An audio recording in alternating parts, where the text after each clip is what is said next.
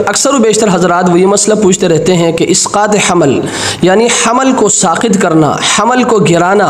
हमल को ज़ाया करना, यानी माँ के पेट में बच्चा आने के बाद किसी उज़र की बिना पर उस हमल को ज़ाया करना, गिराना, अज़ूर शरीयत इसका क्या हुक्म है। तो याद रखें, हमल के 2 मरहले हैं। पहला मरहला वो 120 दिन से पहले का है, यानी 4 महीने से पहले का है, और उस वक़्त चूँकि बच्चे के अंदर रूह पैदा नहीं हो चुकी होती है, तो उस हालत में अगर किसी उज़र की बिना पर आप हमल को ज़ाया करना चाहे या आप हमल को साकित करना चाहे, हमल को गिराना चाहे, तो याद रखें इसकी गुंजाइश मौजूद है। फ़ुक़हा ने उज़र की मिसाल यूँ दी है कि अभी शेरखार बच्चा वो माँ की गोद में है और बाप के अंदर इतनी इस्तिताअत नहीं है कि वो किसी और औरत से दूध पिलवा सके, तो इस नवमौलूद बच्चे की ग़िज़ाई ज़रूरत के तहत आप हमल को साकित करा सकते हैं, आप हमल को गिरा सकते हैं ताकि दूध बंद ना हो। इसलिए 120 दिन से पहले यानी 4 महीने से पहले अगर किसी उज़र की बिना पर आप हमल को गिराना चाहे तो याद रखें इसकी गुंजाइश मौजूद है। और दूसरा मरहला वो 120 दिन के बाद का है, यानी 4 महीने के बाद का।